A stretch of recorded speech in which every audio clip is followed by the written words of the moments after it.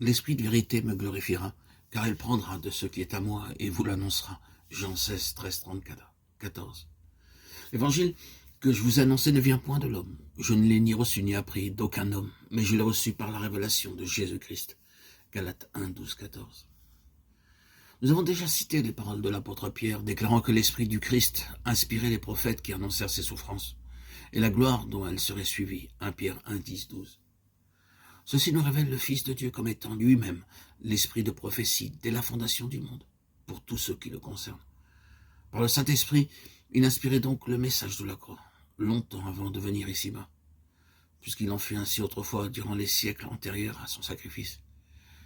Il est peu probable qu'aussitôt après la tragédie du calvaire et son retour auprès du Père, le Seigneur ait laissé à la seule sagesse des hommes le soin de proclamer et d'interpréter le calvaire.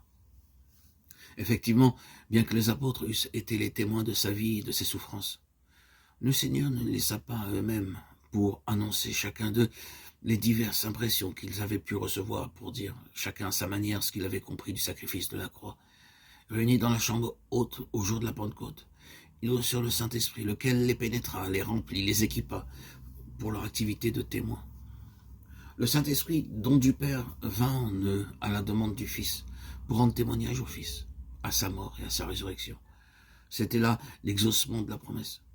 Vous recevrez la vertu du Saint-Esprit qui descendra sur vous, et vous me servirez de témoin.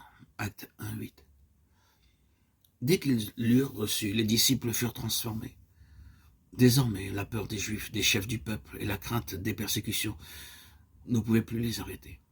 Et ils se mirent à rendre témoignage à la mort, à la résurrection du Seigneur Jésus. Celui que vous avez crucifié, le faisant mourir, Dieu l'a ressuscité. Dieu a fait Seigneur et Christ ce Jésus que vous avez crucifié. Vous avez renié le saint et le juste et demandé la grâce d'un meurtrier. Vous avez tué le prince de la vie. Mais Dieu l'a ressuscité des morts. Celui que vous avez crucifié, Dieu l'a ressuscité. Acte 2, 23, 24, 36, 3, 14, 15. Telle fut la prédication des apôtres baptisés du Saint-Esprit. Tel fut le message auquel l'Esprit Saint rendait témoignage par des signes et des miracles accomplis au nom de Jésus. C'est ainsi que nous voyons Étienne, plein de foi et de puissance, faire de grands miracles et des prodiges parmi le peuple. Arrêté, traduit devant le conseil, il rend témoignage à Jésus crucifié et celle de sa vie son héroïque profession de foi. Mais cette mort d'Étienne devait manifester à son tour la puissance de la croix, et son martyre eut certainement un très profond retentissement dans le cœur de Saül, celui qui plus tard devait annoncer avec puissance Christ crucifié. Salut, justice, rédemption, justification, sanctification.